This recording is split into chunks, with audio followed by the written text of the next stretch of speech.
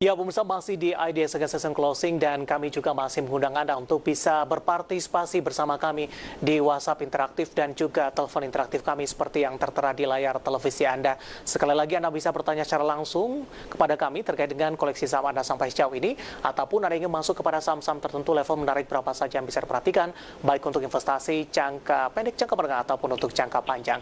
Sebelum kita lanjutkan perbincangan, kita akan coba lihat terlebih dahulu saham-saham pilihan yang direkomendasikan oleh Bapak Chris Aprilioni untuk perdagangan esok hari dan mungkin saja bisa menjadi salah satu referensi untuk Anda. Langsung saja pemirsa, dari CPO ada SIMP dengan supportnya di 320, resistennya di 360, rekomendasi buy. Kemudian juga ada BES pemirsa, supportnya di 150, resistennya di 170. Kemudian juga Pegas, support di 1250, resisten di 1350. Sementara dari perbankan ada Bank Bukopin ini, supportnya di 276, resistennya ada di 290, semuanya direkomendasikan buy. SIMP, BES, Pegas, BPKP, kemudian juga support dan resistennya dapat Anda saksikan juga di layar televisi Anda. Ini lagi-lagi keputusan investasi tetap ada di tangan Anda, para investor dan juga trader di pasar modal Indonesia. Kita lanjutkan kembali perbincangan bersama dengan Bapak Chris Aprilioni. Pak Chris? Ya. Kita lanjutkan Pak Chris, sudah ada beberapa pertanyaan masuk di WhatsApp interaktif kami. Kita akan coba sapa, ini tanpa menyebutkan namanya ini, tapi dari Medan ini Pak. Pegang saham Friend di harga 106, ada masih saya hold, walau sudah 2 minggu turun terus. Kira-kira bagaimana prediksinya untuk 1 atau 2 minggu ke depan? Apakah tetap di hold atau di cut loss saja? Untuk Friend yang sudah mengalami koreksi dalam, Pak Chris, analisis Anda? Ya, kalau kita lihat tren dari beberapa minggu yang lalu terlihat adanya penjualan ya dan cukup besar dari sekuritas DR, sekuritas asing, di mana sekarang ini tren berada pada area 91, tetapi lowest-nya di area 87 sudah tidak ditembus gitu. Jadi ada kemungkinan sekarang jika sudah punya dari 106, karena sudah tidak terlalu jauh dari 91 sampai ke 87 masih bisa di hold. Kalau break low baru di cut loss, menurut saya seperti itu. Oke, break low di level berapa? Kecenderungannya resistance-nya di area 103. Jadi kalau memang nanti naik ya sampai ke 100, terus melewati 103, bisa pasang cut loss di area 102 atau 101. Dimana kalau dia balik jadinya cut loss-nya nggak terlalu dalam, seperti itu. Baik, dari Medan ini tanpa menyebutkan nama untuk Friend yang sudah ambil posisi tadi di level 106 dan semoga bisa menjadi referensi. Kita beralih ke pertanyaan selanjutnya, Pak Chris, tanpa menyebutkan nama dan lokasi, BMTR bisa entry di berapa? Apakah ini bisa untuk jangka panjang? Analisis Anda untuk BMTR? BMTR secara umum valuasi fundamental sudah cukup murah ya, karena ditambah juga pendapatannya juga masih cukup baik di tengah pandemi ini.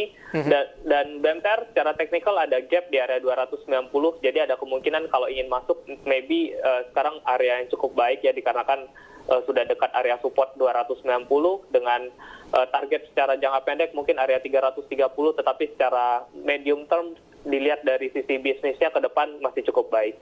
Oke, direkomendasikan untuk ambil posisi di current price untuk BMTR di posisi penutupan perdagangan hari ini. Selanjutnya kita akan coba sapa Ibu Widya yang ada di Jakarta. Terima kasih Ibu Widya yang sudah berpartisipasi di WhatsApp interaktif.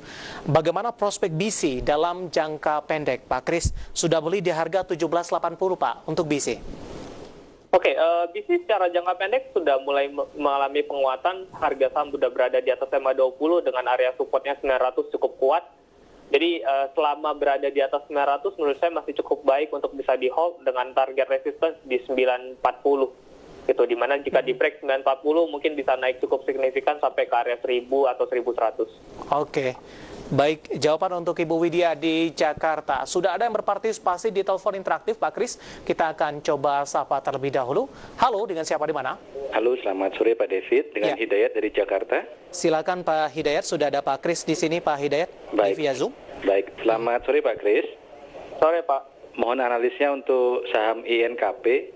Saya punya di 9.675. Ya. Dan Astra di 5.300. Untuk jangka pendek mungkin Pak Chris, terima kasih. Baik, ya. Terima kasih Pak Hidayat di Jakarta. Dua saham Pak Chris, langsung saja. INKP di 9675 ambil posisi, Astra di 5.300. Jangka pendek Pak. Ya, jangka pendek INKP sekarang berada pada area support di area 9.100 tadi pagi karena kemarin juga sempat kena 9.100 dan itu adalah area paling best untuk average down sebenarnya. Tapi kalau memang masih udah terlewat sekarang closing di 9.350 mungkin masih area masuk ya.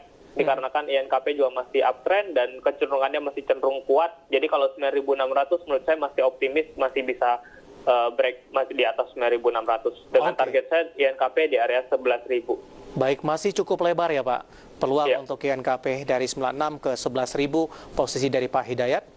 Kita beralih ke Astra, Pak Kris di 5.300 jangka pendek. Ya, Astra juga sama, kemarin kepanikan tanggal 31 Agustus mengalami penurunan cukup signifikan, tetapi hari ini sudah mulai terlihat kembali naik dan masih kembali berada di atas EMA 20-nya. Dengan kecenderungan menguat, jadi bisa buy on current price untuk average down di area 5250 masih cukup baik dengan target resistance terdekat di 5425. Baik. Kalau di hold saja tidak mengambil tindakan untuk averaging down juga tidak masalah Pak Kris? Ya, kalau di hold aja nggak masalah dengan ASTI punya gap di area 5675, jadi mungkin bisa ke area situ dulu untuk secara jangka pendek. Baik, Pak Hidayat di Jakarta. Dan lagi-lagi keputusan investasi tetap ada di tangan Anda, para investor dan trader pasar modal Indonesia. Kita beralih ke pertanyaan selanjutnya, Pak Kris ini untuk saham RALS. Ada beberapa partisipan ini yang menanyakan di WhatsApp interaktif. Kita akan coba sapa, ini tanpa menyebutkan nama dan lokasi. Untuk RALS, prospek kedepannya sudah ambil posisi di 670, di hold atau di sell ini. Selanjutnya juga yang menanyakan untuk RALS, saya akan coba cek terlebih dulu, cukup banyak ini Pak Kris. Dari Banjarmasin ini, Yuga Marulan, terima kasih sudah berpartisipasi, sudah ambil posisi di RALS di 700, 670 dan level 700 sudah ambil posisi. Bagaimana Anda melihat untuk RALS, Pak Kris? Ya, kalau kita lihat RALS sangat murah ya di saat sekarang ini, di mana sebenarnya the worst condition untuk RALS ini sudah mulai lewat, di mana PSBB sudah mulai dilonggarkan dan new normal sudah mulai jalan. Jadi menurut saya di area 600-an ini juga masih area murah, di mana RALS itu menurut saya area wajarnya di area 1.000 gitu, dan kemarin juga melemah akibat adanya pembagian dividen ya sebanyak 50 poin gitu. Jadi menurut saya masih cukup baik. Kalau 50 poin kita balikan lagi ke area 655, maka seharusnya RALS masih berada pada area 700-an. Jadi menurut saya masih cukup baik untuk RALS ke depannya. Jadi masih bisa hold atau justru karena supportnya di area 625 masih bisa di averaging down. Baik. Selanjutnya Pak Yudi di Jogja. TBLA Pak sudah ambil posisi di 830. Ya, TBLA masih cukup baik karena isu untuk B50 bahkan B100. Ya. Ini juga mulai mantul di area MA 20-nya di area 800. Jadi ada kemungkinan masih bisa di hold dengan kecenderungan menguat next ke area resistance selanjutnya di area 915. Baik, 915 target price-nya untuk TBLA, sementara Pak Yudi di Jogja sudah ambil posisi di 830, lebih direkomendasikan untuk hold ini. Baik, kita beralih ke pertanyaan selanjutnya, Pak Kris, ini tanpa menyebutkan nama dan lokasi. Ini saham yang ditanyakan dari Poultry, Pak, ada Java yang kemarin sempat mengalami kenaikan signifikan terkait juga dengan aksi korporasinya. Hari ini berbalik arah, Pak Kris. Bagaimana analisis Anda? Tapi tidak disebutkan di sini apakah sudah ambil posisi di Java atau belum ini. Ya, kalau kita lihat Java itu memang kecenderungannya pergerakannya nggak terlalu volatil ya. Jadi ketika kenaikan cukup tinggi, biasanya akan diiringi dengan koreksi juga. Jadi biasanya memang Java kalau memang untuk jangka panjang masih cukup baik, apalagi karena isu kemarin kenaikannya akibat akuisisi untuk so nice-nya gitu. Jadi itu juga mengakibatkan efek positif nanti ke depan untuk terkait laba bersihnya nanti ke depan diharapkan bisa meningkat. Jadi masih cukup baik, masih berada pada level uptrend dan masih bisa untuk di hold atau untuk di buy. Baik, Pak Tony di Jakarta, SGRO, Pak Kris, entry di 1950. Ya, SGRO agak sedikit kurang liquid ya. Jadi sekarang masuk ke dalam fase downtrend dan terus membuat titik new low. Jadi ada kemungkinan kalau menurut saya lebih bijak untuk keluar terlebih dahulu seperti itu. Oke. Di posisi yang 1950. Ya, untuk 1950 saya sarankan mungkin masih bisa keluar terlebih dahulu karena fasenya masih fase downtrend, masih sangat kuat fase downtrendnya. Kita nggak tahu dia turunnya bisa sampai berapa, jadi prefer kalau menurut saya lebih baik keluar terlebih dahulu, nanti ketika mulai berubah arah baru kembali masuk lagi. Baik, gitu. Jadi karena kemungkinan besar kalau saya hitung dari area Fibonacci-nya, maka ini bisa menyentuh area area 1.500 sampai ke 1.300. Oke, meskipun sudah ini posisinya mengalami kerugian sebenarnya hari ini juga melemah di 5,33% dari Pak Kris ini untuk SGRO. Kita masih punya satu segmen lagi Pak Kris, masih banyak pertanyaan, nanti kita akan coba ulas kembali satu persatu. Dan pemirsa kami akan segera kembali sesaat lagi.